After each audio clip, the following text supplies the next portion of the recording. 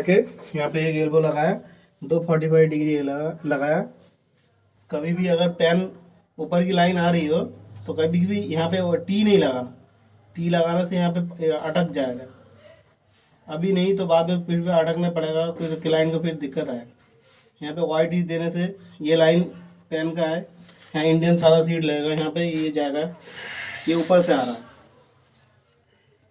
यहाँ वाइट ही इसलिए यूज़ करा हमने, ऊपर से डायरेक्ट लाइन हमारा ये सीधा जाएगा, बिल्कुल क्लियर।